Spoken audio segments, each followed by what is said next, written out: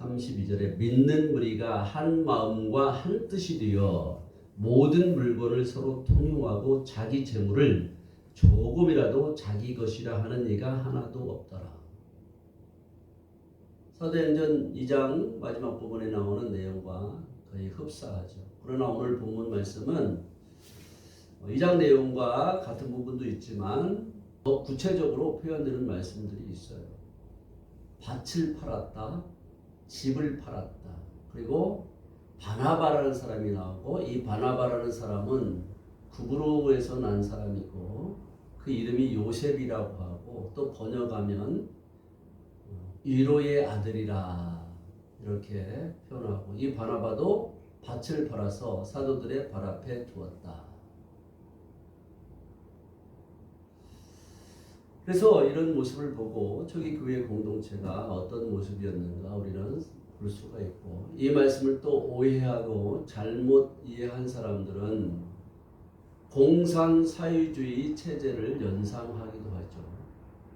재물을 자기 것이라 주장하는 사람들이었고 공동으로 나눠 썼다. 그러니까 공동 생산해서 공동으로 나눠 쓰는 이런 공산사회주의 체제를 생각하는 사람들도 있죠.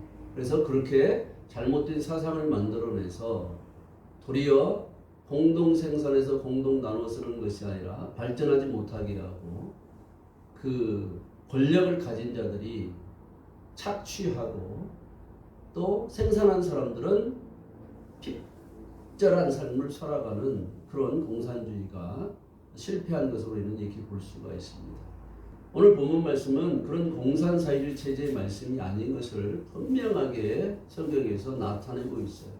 그러니까 성경을 이해하지 못하면 얼마나 그런 잘못된 길로 가게 될 수 있는지를 우리에게 보여주는 것이죠. 32절 금방 말씀을 읽었지만 믿는 무리가 한 마음과 한 뜻이 되었다고 해요. 한 마음과 한 뜻. 사람들이 어떻게 한 마음과 한 뜻이 될 수 있을까요? 예수 그리스도를 믿지 않으면 한 마음과 한 뜻이 될 수가 없어요. 한 마음이라고 번역된 말은 한 마음이라고 번역하기 맞지만, 한 뜻이라고 번역된 말은 한 뜻이라고 번역하기보다 하나님의 한 생명의 정신이라고 번역하는 게 더 좋아요. 한 뜻도 틀린 번역은 아니지만 하나님의 한 생명의 정신을 가졌다는 얘기예요. 그러니까 한 마음이 되는 것이죠. 하나님의 생명이 없던 자들이 하나님의 생명을 얻어서, 하나님의 생명을 얻으니까 하나님의 생명의 정신을 가지고 살아갔다는 얘기예요. 그러니까 그 추구하는 사람들이 일치가 되는 거예요. 목표가 같은 거예요. 물건을 서로 통용하였다라고 번역된 말은, 사람들은 그냥 어떤 외적인 재산을 생각하고 물건을 서로 통용하였다고 했지만, 이 이야기는 목표가 있는데 그 목표를 올바른 목표 안에서 열었다는 얘기예요. 올바른 목표 안에서 열어가지고 그것을 서로 공유하고 있었다, 이런 뜻이에요. 지금 영적인 부분을 말씀하고 있는 거예요. 믿는 무리라고 번역됐는데, 무리라는 말은 회중이라고 번역하는 게 더 적합할 수도 있죠. 무리라고 하보다도 회중, 모인 자들, 믿는 자들이 모였다는 뜻이에요. 이런 믿는 자들은 예수 그리스도를 믿는 자들이에요. 예수 그리스도의 십자가에 달려 죽으심과, 십자가에 달려 죽으셨지만 계속 죽음으로 끝나지 아니하고 부활하신 예수님을 믿는 이들이에요. 이런 이들이 모인 것을 믿는 무리라고 번역을 해놓은 거예요. 이런 사람들은 하나님의 생명의 정신을 가지고 있는 존재들이에요. 그래서 한 목표를 가지고 있는 거예요. 하나님의 형상들은 예수 그리스도 여기까지 자라가기를 그 목표를 삼은 거예요. 예수 그리스도는 하나님의 형상이시잖아요. 그러니까 하나님의 형상으로 완성되기를 결단하고 그 목표를 가지고 있는 사람들이에요. 그래서 그 목표 지점을 올바른 목표로 열었어요. 목표를 세워놓고 다른 목표 지점으로 간 것이 아니라, 목표를 세웠으면 그 목표에 도달하기 위해서 올바른 목표를 열었단 말이에요. 열어서 그 세계가 열려서 그것을 함께 공유하고 있었다. 이런 뜻이란 말이에요. 하나님의 부활 생명이 무엇인지를 알게 된 거예요. 예수께서 십자가에 죽으시고 부활하신 것처럼 이것은 예수께서 부활하신 그 과거의 사건에 머문 것이 아니라 예수님이 죽으시고 살으신 것처럼 그들에게도 하나님의 생명이 없던 자들에게 하나님의 생명이 주어져 가지고 그 생명을 가지고 있었다는 얘기예요. 그래서 그것을 같이 공유하고 있었다 이런 뜻이란 말이에요. 어떤 재산을 가지고 나눴었다 이런 얘기가 아니에요. 물론 하나님의 생명을 얻어서 하나님의 생명을 공유하고 있는 존재들은 물론 어려운 사람이 있으면 자기 것을 도와줄 수 있죠. 가져다가. 그러나 먼저 그런 이야기가 아닌 거예요. 본문 말씀은. 하나님의 생명을 얻은 이들이 그 하나님의 생명을 얻어서 그 하나님의 생명을 같이 공유하고 있었다 이런 얘기예요. 이 번역된 대로 그냥 느끼는 대로 사람의 생각이 일반 믿지 않는 사람들도 읽으면 재산을 나눈 것처럼 어떤 물건을 나눈 것처럼 생각하면 여러분 심각한 문제가 발생해요. 오늘날 예수 믿는 사람들은. 그 다음에 오늘 본문에서 뭐라 그래요? 밭을 팔았다 그래요. 집을 팔았다 그래요. 여러분이 만약에 가지고 있는 그런 재산 밭을 팔고 집을 팔아야 돼요. 그럼 집도 안 팔고 밥도 안 팔고 하면 이 사람은 믿음이 없는 사람이다. 이렇게 말할 수 있잖아요. 예수 믿으면 교회에 들어오면 당신들 집 다 팔아야 돼요. 돈 있는 거 다 팔아야 돼요. 기업도 다 팔아야 돼요. 밭도 다 팔아야 돼요. 집에 있는 보물단지들 다 팔아야 돼요. 그래서 교회 공동체에 내놓아야 돼요. 그래서 교회 공동체 사람들 같이 나눠 쓰게 해야 돼요. 당신만 잘 먹고 잘 살면 안 돼요. 이렇게 하면 돈 있는 사람들은 어떻게 될까요? 진짜 실제적인 물질이 많은 사람들 어떻게 될까요? 서울에 있는 사람들 기본 10억이에요. 평균 10억 넘은 지 오래됐어요. 그러면 10억 이상의 집을 팔아서 교회 다니면 교회에 헌납해야 돼요. 그런데 집을 팔아서 헌납한 사람이 몇이나 될까요? 간혹 그런 사람도 있어요. 예전에 제가 같이 신앙생활했던 교회에 어떤 분은 자기 집을 다 팔아가지고 교회에 헌납하고 신학교를 가더라고요. 신학교를 어떻게 다니는지 모르겠어요. 그리고 목사가 된 분도 있어요. 근데 그런 사람은 많지는 않죠. 여러분 지금은 돈이 없으니까 그러겠지만 만약에 여러분이 돈이 많아졌어요. 재산이 많아졌어요. 아파트가 2채, 3채 되고 어떤 큰 기업도 하고 그러면 어떻게 해야겠어요? 교회다 팔아가지고 교회다 다 헌납해야 될까요? 그런 얘기가 아니란 말이에요. 그렇게 하면 사람들이 겁이 날 거예요. 교회 오기가. 교회 가려고 그러면 내 전 재산 다 팔아야 되는데 어떡하지? 그런데 이제 물질적인 어떤 재물이 없는 사람들은 좋아하겠죠. 부자 거 팔아가지고 준다 그러니까. 교회 가면 나도 부자 거 같이 나눠 쓸 수 있겠구나. 그래서 물질에 가난한 자들 교회를 많이 오겠죠. 그런 정책을 펴는 사람도 있죠. 부자 거 뺏어서 가난한 자들에게 주자. 경제 정의를 외치면서. 성경은 그런 얘기를 지금 하고 있지 않아요. 목표가 있는데 그 목표를 올바르게 열어서 그것을 공유하고 있었다. 그게 어떤 거냐? 하나님의 생명을 얻은 거예요. 하나님의 생명을 얻어서 그 하나님의 생명을 공유하고 있었다는 얘기예요. 그런 생명 공동체를 말하는 것이지 물질의 재산을 나누는 그런 공동체가 아닌 거예요. 교회 다니면서 신앙생활 하면서 물질을 나누지 말라는 얘기가 아니에요. 어떤 사람들 잘됐다. 나는 돈이 있는데 겁났는데 말이야. 내 집 다 팔아가지고 말이야. 내 전재산 다 팔아가지고 교회에 헌납하고 이렇게 들은 줄 알았는데 안심이다. 안도에 숨을 쉬는 사람들이 있을지 모르겠어요. 내 주변의 사람들 돌아보고 내가 할 수 있는 만큼 내 처지와 형편에서 이웃을 돌아볼 수 있는 일도 해야죠, 당연히. 그러나 그보다 먼저인 것은 하나님의 생명을 얻어서 하나님의 그 생명을 공유하는 거예요. 그런 공동체를 말하는 거예요. 하나님의 생명의 정신은 하나를 가지고 그 하나님의 생명의 정신을 얻어서 하나님의 생명의 정신을 가지고 한 마음과 그런 한 뜻을 가지고 살아갔다는 그런 공동체를 얘기하는 것이지 그런 재물을 팔았다는 얘기가 아닌 거예요.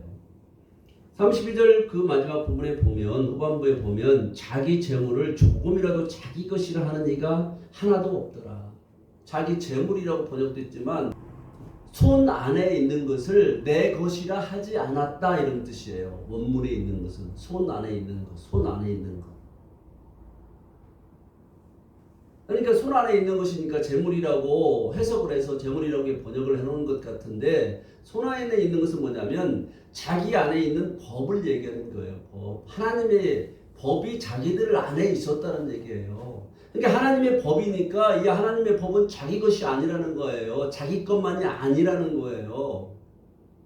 하나님의 법이 내 것만이 아니란 말이에요. 같이 하나님의 법은 공유할 수 있는 법이란 말이에요. 그런 이야기를 지금 하고 있단 말이죠. 공유, 예? 통용한다 그러니까 물질을 통용하는 이런 걸 먼저 생각하면 안 된단 말이죠. 하나님의 법을 내 손 안에 가지고 있는 거예요. 그렇게 하나님의 법이 내 안에 있어서 하나님의 법을 따라 사는 그런 존재들, 그러니까 하나님의 법을 따라 사니까 하나님의 생명을 얻게 되고 하나님의 생명을 얻었으니까 그 하나님의 생명을 공유하는 거예요. 이런 공동체였다는 얘기예요. 그래서 자기 것이라 주장하지 않는 거예요. 자기 것이라고 주장하지 않는 이 근거가 또 나와요. 왜 이 공동체 이야기를 하고 36절에 바나바라는 사람이 등장할까? 이렇게 나와요. 여기에도 자기 손 안에 있는 것을 자기 것이라 주장하는 사람이 없었다는 그런 근거가 또 나와요. 구브로에서 난 사람이라고 해요. 구브로에서 난 레이족이라고 해요. 레이족. 레이라는 말 속에 그런 힌트가 들어있는 거예요. 내 것이라고 할 수 없는 그런 힌트가 들어있다는 말이에요. 레위는 레비예요. 히브리어로. 레위는 그 야곱의 세 번째 아들 레위인데 레위는 연합하다 이런 뜻이에요. 연합하다. 그런데 어근이 함께 꼬다, 빌리다, 결합하다, 연합하다 이런 뜻들이 있어요. 그러니까 이 레위라는 말 속에 무엇을 빌렸는가가 나오는 거예요. 빌려온 것, 하나님께 빌린 것을 말하는 거예요. 하나님께 빌린 것. 하나님의 법을 빌리는 거예요. 하나님의 법은 생명이란 말이죠. 하나님의 생명은 내 빌려온 거예요. 그러면 이것을 내 것이라고 할 수가 없어요. 하나님의 생명을 얻으면. 함께 꼬다는 말도 있죠. 하나님의 생명과 하나님의 법과 내가 함께 꼬여지는 거예요. 연합되는 거예요. 그러면 하나님의 법과 하나님의 생명과 내가 함께 꼬여지고 연합되면 나라는 존재는 없어지는 거예요. 내 마음대로 살아가지 못하는 거예요. 나를 내 것이라고 주장하지 못하는 거예요. 이건 하나님께 빌린 거야. 그래서 예수 믿으면 생각이 틀려져요. 나를 내 것이라고 주장하지 못해요. 나는 하나님의 것이다. 내 마음대로 살 수 없는 존재다. 하나님께 나는 내 육체나 이 모든 생명도 하나님의 것이다. 내 자녀도 내 것이 아니다. 내 주변에 있는 모든 것도 내 것이 아니다. 이런 고백이 들어가는 거예요. 실제로 그런 삶을 살게 되는 거예요. 물질도, 나에게 있는 물질도 내 것이 아니다고 고백이 나오는 거예요. 이 진리를 알게 되면 그렇게 살아가게 돼 있는 거예요. 근데 내 것이라고 우기며 살아가잖아요. 내 것을 내 마음대로 사용하는데 누가 뭐라고 해. 그러나 예수 그리스도를 믿는 믿음의 사람들은 모든 것을 내 것이라고 할 수가 없어요. 하나님께 빌린 거예요. 하나님이 주신 거예요. 그래서 내 마음대로 사용하지 않고 청지기로서 살아가는 거예요. 하나님이 사용하라는 그 사용하기에 합당한 곳에 사용하는 거예요. 모든 것을. 어떻게 내 마음대로 살아갈 수가 있어요? 그렇기 때문에 저기 교회의 공동체는 내 손안에 있는 것을 내 것이라고 하지 않았다는 이런 얘기를 하고 있는 거예요. 근거가 확실하게 나오잖아요. 레위족이라고 레위족. 오늘 본문의 핵심은 어떤 것을 나눴다 이런 것보다도 32절 다음에 나오는 33절의 말씀에 있어요. 사도들이 큰 권능으로 주 예수의 부활을 증언한 이 결과가 가난한 자들이 없게 된 그런 역사가 일어났다고 말하고 있는 거예요. 핵심은. 그렇다면 오늘날에도 우리 주 예수 그리스도의 부활을 증거하게 되면 교회에 가난한 자가 하나도 없어야 되는 거예요. 성경을 물질적인 이런 재물, 물질적인 가난한 자, 물질에 부유한 자 이렇게 보고 해석한다면 그 물질에 가난한 자가 교회에 하나도 없어야 된다고 지금 제가 말씀을 드리는 거예요. 우리가 이 세상에서 살아가면서 물질 세계를 이야기할 때, 물질의 재물 이야기할 때 가난한 자의 기준이 어디에 있습니까? 부자의, 재물이 많은 자의 기준이 어디가 있습니까? 이거는 정할 수가 없어요. 다 상대적이기 때문에 정할 수가 없어요. 부자 동네에 가면 10억 이상의 아파트에 사는데도 그 사람은 그 동네에서 더 많은 사람들보다 가난한 사람이 되는 거예요. 그러나 만약에 그 사람이 이 지역에 온다 그러면 그래도 꽤나 그 재물이 있는 사람 축에 들지 않을까요? 이게 상대적인 거예요. 만약에 이 지역에 사는 사람들이 자기 집을 소유하고 있으면 많은 그런 차이들도 있지만 이 돈을 가지고 극빈국, 식량이 없어서 이렇게 굶주려서 몇 초에 한 명씩 죽어간다 그러잖아요. 그런 거 생각하면 너무나 마음이 아파요. 그런 데 가면 얼마나 부자이겠어요. 이와 같이 그 가난한 자와 부자의 기준은 상대적이라서 어떤 사람이 부자라 자기가 사는 어떤 지역, 어떤 바운더리 안에서는 그런 걸 딸지 모르지만 다 틀린 거예요. 물질 세계를 얘기하지 않기 때문에 이 가난한 자, 부자 이렇게 말하지 않는 거예요. 성경은.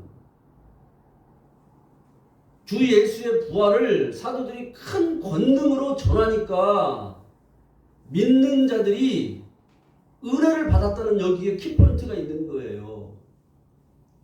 어떤 물질을 나누기 이전에 하나님의 주 예수의 그 부활을 증언하니까 큰 은혜를 받았기 때문에 다른 결과들이 따라온 것이지 주 예수의 부활이 증거되지 않았으면 은혜도 못 받고 그런 뒤이은 그런 결과들도 따라오지 않는 거예요. 예수 그리스도께서 부활하신 이 사건이 얼마나 중요한지 이 세상에서 사람이 죽었는데 죽었다가 살아나서 영원히 사는 사람이 어디가 있어요? 이 세상에 성인 군자라고 하는 사람들도 여러 가지 좋은 말도 하고 간 사람들이 많이 있죠. 그런데 도덕 윤리적인 차원의 그런 좋은 말일 뿐인 거예요. 다 죽었어요. 영원히 살지 못해요. 그러나 우리 주님 예수 그리스도는 십자가에 달려 돌아가셨지만 그 죽음 권세를 이기시고 부활하신 분인 거예요. 여러분 이런 때 아멘 하셔야 돼요. 여러분 아멘? 아멘. 아멘을 잘 하셔야 돼요. 아멘. 정말 믿습니다 하고 고백을 해야 돼요. 제가 예전에 그 직장 생활할 때 그 애기 엄마 얘기를 했었잖아요. 금방 여러분들이 아멘을 하고 있지 않고 아멘 하라고 하니까 그 생각이 났어요. 그 한 3, 4천 명 모이는 그런 예배당인데 그 예배당 가장 뒤에 앉아가지고 애기 엄마가 아마 잠옷실이 꽉 찼는지 제일 뒤에 앉아가지고 애기를 안고 뒤에서 내가 지나가다가 딱 보니까 나는 그때 순찰을 했단 말이죠. 예배 시간에. 강단에서 목사님이 말씀을 전하는데 뒤에서 그 말씀을 그냥 받아 먹는다 이런 게 막 느껴져요. 그냥 아멘 이렇게 하는 것도 아니고 아멘 하는 것도 아니고 아멘 아멘 이렇게 말씀을 받더라고요. 그런 간절함과 애절함이 있어야 되는 거예요.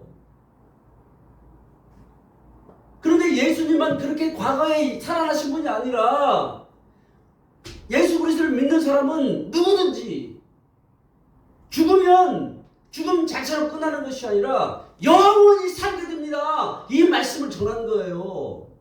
여러분들도 죽으면 죽지 아니하고 죽음 권세를 이기고 영원히 예수님이 살아나신 것처럼 영원히 살 수 있는 존재가 되는 거예요. 금방 아멘을 시켰는데도 아멘 하네요. 그렇게 되는 거예요. 그걸 전했단 말이에요. 그러니까 그 사람들이 그 사도들이 큰 권능으로 주 예수의 부활을 전하니까 거기서 은혜를 받았다니까 나도 예수 그리스도처럼 죽으면 예수 그리스도처럼 살아날 수 있구나. 이거를 은혜 받았다고 하는 거예요. 은혜 받았다니까 그냥 어떤 감정적인 감동을 하나 받고 끝났다는 것이 아니라 실제로 그런 일이 일어났다는 얘기를 하는 거예요. 은혜는 헤세드란 말이에요. 헤세드. 하나님의 생명의 착고에 꽁꽁 묶여진 그런 상태가 되었다. 이것을 은혜 받았다라고 말하는 거예요. 하나님의 생명이 꽉 묶이니까 생명 밖으로 나갈 수가 없는 거예요. 그 생명 자체를 사는 거예요. 이런 은혜를 받았다는 얘기를 하는 거란 말이에요. 그냥 간단하게 은혜 받았어요. 감동하고 예배 시간에 설교 듣고 나갈 때 인사치레로 하는 목사님에게 악수하면서 은혜 받았습니다. 이렇게 가는 그런 차원하고 다른 거예요. 나는 하나님의 그 사도들이 큰 권능 아래서 주 예수 그리스도는 십자가에 달려 돌아가셨지만 살아나셨습니다. 그러나 거기에 머물지 않고 당신들도 예수 그리스도께서 죽으신 것처럼 죽고 죽으면 죽음 상태로 끝나는 것이 아니라 하나님의 생명을 얻은 존재로 그렇게 살아날 것입니다. 그러니까 그 사람들이 그것을 믿고 그렇게 믿으니까 하나님의 생명의 착고에 꽁꽁 묶인 그런 은혜를 받았다는 얘기를 지금 말씀하고 있는 거예요. 여기서 이렇게 이러한 은혜를 받으니까 그 다음 일들이 일어나는 거예요. 여러분들도 하나님의 생명의 착고에 묶이는 이런 은혜가 임하기를 바랍니다. 아멘. 34절 그 중에 가난한 사람이 없으니 이는 밭과 집 있는 자는 팔아 그 판 것의 값을 가져다가 사도들의 발 앞에 두매 그들이 각 사람에게 사람의 필요를 따라 나누어 줍니다. 가난한 사람이 없다 그래요. 가난한 사람. 가난한 사람이라는 말은 생명이 결핍되었다. 생명이 부족하다 이런 뜻이에요. 근데 가난한 사람이 없다 그랬으니까 생명이 결핍된 이들이 없었다. 생명이 부족한 사람이 없었다. 이런 얘기를 하는 것이지 물질적인 가난한 이런 이들이 없었다. 이런 얘기를 하는 게 아니에요. 예수 그리스도가 부활하신 것처럼 하나님의 생명을 얻게 됩니다. 그래서 이 은혜를 나눠주는 거예요. 생명의 말씀을 주는 거란 말이죠. 하나님의 법인 말씀을 주는 거예요. 그런데 밭을 팔았다 그러잖아요. 밭은 사대라는 말이에요. 사대. 저는 밭도 없는데 어떻게 팔아요? 하나님의 성경 말씀은 모든 사람에게 다 그대로 적용되고 그대로 해당되는 말씀이란 말이에요. 적용하면 그대로 이루어지는 그런 말씀이란 말이에요. 모든 사람에게. 누구든지 믿고 그대로 적용하고 그대로 실천해 나가면 그대로 이루어지는 말씀이란 말이에요. 그럼 밭 없는 저는 어떻게 해요? 돈도 없어요. 집도 없어요. 저는. 그럼 나에게 해당이 안 되잖아요. 나는 집 없는데, 밭도 없는데, 돈도 없는데, 어떤 공장 경영하는 기업도 없는데 해당이 안 되잖아요. 그런 성경 말씀은 믿고 다른 사람에게 그대로 이루어지고 해당되는 말씀이란 말이에요. 저에게 이루어지는 말씀이에요. 밭은 내가 밭이 있단 말이죠. 나는 밭이 있어요. 콩을 심고 배추를 심고 파를 심고 마늘을 심는 이런 밭은 없어요. 그런 진짜 밭이 있어요. 그런 밭이 있어 부자겠네. 어떤 사람이 이렇게 생각할지도 모르는데 밭은 사대라는 말이에요. 사대는 펼치다 이런 뜻이에요. 펼치다. 하나님의 말씀을 펼쳐진 이것을 밭이라고 하는 거예요. 하나님의 말씀이 펼쳐진 것을 팔았다라는 뜻이에요. 집은 짓다 이런 뜻이에요. 짓다 세우다. 자꾸 지어가서 하나님의 말씀을 펼쳐가니까 하나님의 집이 세워지는 거예요. 집. 성전이 세워지는 거예요. 성전이 지어지는 거예요. 그래서 그것들이 지어진 것을 말하는 거예요. 그러니까 내 안에 밭이 있는 거예요. 마음 땅 안에 밭이 있는 거예요. 이것이 바로 집이 되는 거예요. 이 집은 성전이라고 그래요. 집이라고 번역된 말은 메이트라는 말인데 집으로도 번역되고 성전으로도 번역돼요. 하나님을 예배하는 성전이 만들어지는 거예요. 내 안에. 예수 믿는 사람들은 이 성전을 다 건축하고 있는 자들이란 말이죠. 그래서 우리를 하나님의 성령이 거하시는 하나님의 전인 것을 네가 알지 못하느냐 이렇게 말씀하잖아요. 그러한 하나님의 말씀이 하나님의 생명이 펼쳐져서 하나님을 예배하는 그런 성전이 있었는데 그것을 팔았다라고 하는 거예요. 그럼 마음에 있는 성전을 어떻게 팔아요? 외적인 그런 밭도 아니고 그런 집도 아닌 이것을 어떻게 팔아요? 이해가 안 되잖아요. 팔다라는 말은 마카르라는 말이에요. 히브리어로. 머리가 바뀌어져서 춤을 추게 하는 사역을 하게 하는 것을 팔다라고 번역한 거예요. 사람의 생각을 하면서 하나님의 생각과는 완전히 동떨어진 삶을 살아가는 사람이 머리가 바뀌는 거예요. 교회의 머리 되신 그리스도 예수가 그 사람의 머리가 되는 거예요. 그래서 그리스도처럼 살아가는 그런 존재가 되는 거예요. 그러니까 머리가 바뀌니까 그리스도를 살아가는 그런 존재가 되니까 기쁨의 춤을 추는 거예요. 그렇게 머리가 바뀌어서 기쁨의 춤을 추는 사역을 하게 하는 것을 판다라고 그러는 거예요. 주 예수의 부활을 들은 이들이 큰 은혜를 받고 그렇게 머리가 바뀌고 하나님의 생명을 얻으니까 생명으로 살아가는 그 기쁨의 춤을 추는 그런 존재들이 된 거예요. 그래서 너희들도 하나님의 생명이 없는 자들에게 또 부족한 자들에게 같이 나눴을 수도 나는 이렇게 해서 하나님의 말씀에 법을 펼쳤어. 이렇게 펼쳐보니까 하나님의 성전이 건축돼. 하나님을 예배하고 하나님만을 찬양하는 그런 마음의 성전이 내 안에 건축이 됐어. 그래서 기쁨이 있어. 내가 천국을 살아.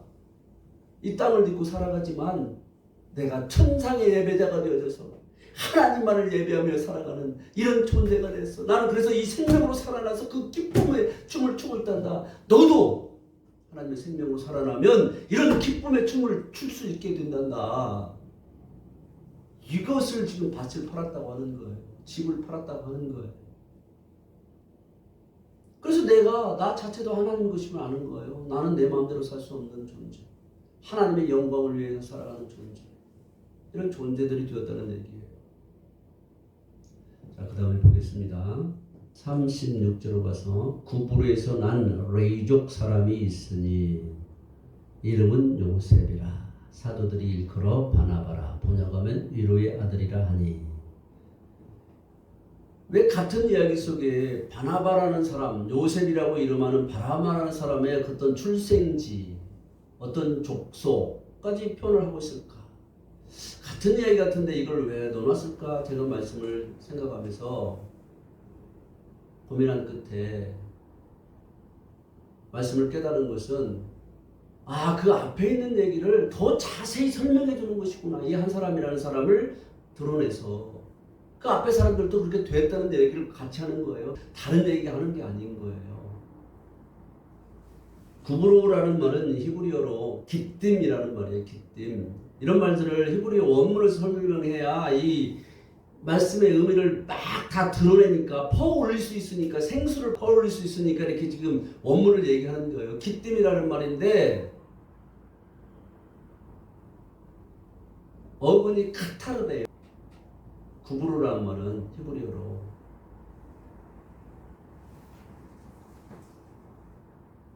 빻아서 가루로 만들다, 분쇄하다, 전복시키다 이런 뜻이 있어요. 카타르 어근은. 그러니까 기띔은 완전히 빠진 것들, 분쇄된 것들, 전복된 것들 이런 뜻이에요. 무슨 말이냐 하면 이 요셉이라는 사람이 어떻게 그렇게 요셉이라는 사람이 되었는가 얘기를 해주고 있어요. 자기 안에 빻아가지고 가루로 만들어야 될 것들을 다 빻아서 완전히 가루로 만들었다 이런 뜻이에요.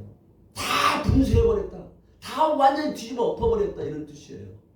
그렇게 해서 태어난 사람, 그 의미가 들어있는 말씀이 기띔에서 구브로에서 난 레이족이라고 하는 거예요. 레이족. 레이족은 아까 말씀을 나눴잖아요. 빌리다, 함께 꼬다, 연합하다. 하나님께 빌려온 것과 하나님의 생명의 법, 하나님의 생명과 함께 꼬여서 빌려온 것과 함께 꼬여서 연합된 상태를 얘기하는 거예요. 이걸 레이족이라고 하는 거예요. 그러니까 하나님께 빌려온 거니까 하나님에게 빌려온 것과 연합되니까 함께 꼬여져. 새끼를 꼬듯이 꼬여지니까 새끼를 꼬면 얼마나 강해져요. 하나를 꼬고하고 두 개를 꼬고하고 틀려요. 새끼를 꼬고 또 새끼를 갖다가 꼬은 것을 갖다가 두 개, 세 개 막 겹쳐서 한번 막 굵어지잖아요. 동아줄이라고 하듯이. 끊어지지 않아요. 하나님께 빌려다가 내가 함께 꼬여지면 내가 강한 자가 되는 거예요. 무너지지 않아요. 어떤 어려움 속에도 이겨나가는 존재가 되는 거예요. 하나님 나를 이렇게 만드시려고 한다니까요. 그러니까 빌려왔으니까 32절에서 내 손 안에 있는 것을 내 것이라고 주장하지 않는 거예요. 하나님 것이니까. 이렇게 이런 장치를 해놓은 거예요. 그냥 지명, 어떤 족속 출신이다 이런 얘기로 끝나는 것이 아닌 거예요. 이 말씀을 이렇게 살펴보지 않으면 여기서 어떻게 이 진리의 말씀을 퍼올릴 수가 있어요. 구브로에서 난 레이족이다. 하나님에게 빌려온 것과 함께 꼬여져서 연합되니까 하나님에게 빌려온 것과 연합되고 꼬여질 수 없는 것들이 가루로 빠져서 분쇄되고 완전히 전복된 그런 상태로 태어난 존재가 요셉이다. 요셉. 이 요셉은 또 뜻이 있어요. 더함이라는 뜻이에요. 더함. 더하다. 계속 더해가는 존재가 되는 거예요. 하나님의 말씀을 빌려왔는데 이 하나님의 말씀을 빌려온 말씀과 함께 꼬여지고 연합된 이것을 계속 더해가는 거예요. 더해가는 거예요. 이렇게 더해가는 존재예요. 그런데 이 요셉인데 이름이 그렇게 살았더니 새롭게 태어난 존재가 되었다는 말인데 사도들이 일컬어 바나바라고 해요. 바나바. 그냥 바나바 이름은 또 끝나는 게 아니에요. 또 바나바도. 바나바는 선지자의 아들 이런 뜻이에요. 선지자의 상속자 뜻이에요. 그러니까 하나님에게 빌려온 것을 그냥 가만히 따로 떼어놓은 것이 아니라 하나님에게 빌려온 법과 생명의 법과 함께 꼬여서 연합되어져서 그렇게 되니까 자기 안에 하나님의 법과 하나님의 생명과 연합될 수 없고 꼬일 수 없는 것들이 다 빠지고 가루가 되고 전복되어져서 없어져서 그렇게 물려받은 것이 있는데 그것이 뭐냐면 바나바라는 말이에요. 바나바. 선지자의 상속자. 예언된 말씀을 그대로 상속받아서 소유하고 있는 그런 존재가 바나바라는 말이에요. 이런 말씀의 의미가 이렇게 들어있는데 그냥 지명이나 어떤 족속이나 그냥 이름으로 끝나버리면 여기 아무런 의미가 없어요. 그러니까 사도행전 지금 4장 마지막 부분에 32절에서 35절까지의 말씀을 더 구체적으로 설명해 주고 있는 게 바나바, 구브로 출신, 레이조, 그 다음에 요셉, 여기에 설명하고 있는 거예요. 사도행전의 그 초기 교회 공동체들이 어떻게 그렇게 하나님의 생명을 얻어서 얻은 그 생명을 같이 나누며 살아가고 있었는지 그것을 구체적으로 말해주는 것이 이 바나바의 어떤 출신, 족속, 그 이름들에 표현해 놓고 있는 거예요. 번역하면 위로의 아들이라. 위로의 아들. 우리에게 위로는 이 위로가 진정한 위로인 거예요. 영원한 위로인 거예요. 이 세상 살아가면서 내가 힘들고 어려울 때 내 이야기를 들어주고 등을 또닥거려주고 함께 해주는 사람들 있으면 고맙고 감사하죠. 또 그럴 때 그 사람들한테 마음을 뺏기기도 하죠. 그러나 그런 것들은 잠시 잠깐인 거예요. 이것이 참 영원한 위로가 되는 거예요. 그래서 사도 바울은 영원한 위로가 우리에게 있다고 말씀하고 있는 거예요. 하나님의 생명을 얻어서 하나님의 생명이 없는 자가 영원히 살 수 있는, 하나님과 함께하며 천국에서 영원히 살 수 있는 이것보다 그 위로가 어디가 있어요? 더 큰 위로와 인간들이 주는 그 위로는 찌질한 마음으로 위로해주는 사람도 있지만 자기 욕심을 차리기 위해서 위로하면 척하면서 가진 그런 수단 방법을 가리지 않고 접근하는 사람들이 얼마나 많이 있어요. 이런 위로와는 완전히 차원이 다른 거예요. 영원한 위로를 말씀하시는 거예요. 위로의 아들. 하나님 이런 위로를 우리에게 해주시는 분이에요. 사람에게서 살아가면서 여러분들이 위로 받으려고 하면 안 돼요. 잠시 잠깐인 거예요. 제가 살아가면서 보면 저 자신도 아직도 멀었어요. 다른 사람들도 보면 그래요. 좋은 것 같고 간이라도 빼줄 것 같은 이런 사람들이 내 이익에 반하고 내가 손해볼 것 같으면 언제 그랬는데 듯이 돌아서 버리는 존재들이 인생들인 거예요. 그렇게 하지 않는 사람은 거의 없어요. 찾아보기 힘들어요. 자, 하나님의 영원한 위로예요. 하나님의 생명을 얻으면 무서울 것이 없고 다른 데서 위로 받으려고 하지 않아요. 그러니까 누가 뭐 나한테 위로해주지 않는다 이런 거 바라지 말아요. 오직 하나님의 위로만 여러분에게 있어야 되는 거예요. 그렇다고 해서 사람들을 미워하고 멀리하고 그런 얘기가 아니에요. 이야기의 핵심을 정확히 알아들어야 됩니다. 잠시 잠깐 이런 것들에 여러분의 마음을 뺏기지 말라는 거예요. 오직 하나님의 위로, 영원한 위로만이 진정한 위로가 되는 거예요. 자, 바나바도 그가 밭이 있음에 팔아 그 값을 가져다가 사도들의 발 앞에 두니라. 이 값을 가져다가 사도들의 발 앞에 뒀다 그러잖아요. 밭. 하나님의 말씀을 펼쳐낸 밭을 성경에서 밭이라고 말하는 거예요.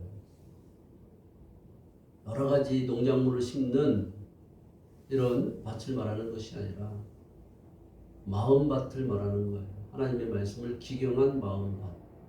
이런 밭을 파는 거예요. 여러분에게도 하나님의 말씀을 받아서 펼쳐냄으로 마음의 밭이 있기를 바랍니다. 팔 수 있는 밭이 있기를 바랍니다. 여러분의 또 마음의 집이 지어지길 바랍니다. 하나님이 거하시는 성전의 집이 지어지길 바랍니다. 그래서 팔아서 줄 수 있는 사람들이 되는 거예요. 성전은 하나님이 찬송하는 집이에요. 내가 그런 존재인 거예요. 그런데 내가 그렇게 되어지고 끝나는 것이 아니에요. 성경은 여러 곳에서 지속적으로 말씀하는 게 내가 받았으면 이것을 팔아서 줘야 되는 거예요. 다른 사람들에게 나눌 수 있도록. 교회 공동체는 이 일을 하는 곳이에요. 또 교회 공동체에 들어오지 않은 이들에게도 교회로 들어와서 이렇게 밭을 팔아줄 수 있고 집을 팔아줄 수 있는 그런 존재들로 만들어 가야 돼요. 여러분에게 이런 집이 생기고 이런 밭이 생겨서 그 기쁨을 누리는 기쁨이 먼저 있길 바랍니다. 이 밭이 있고 집이 있어야 돼요.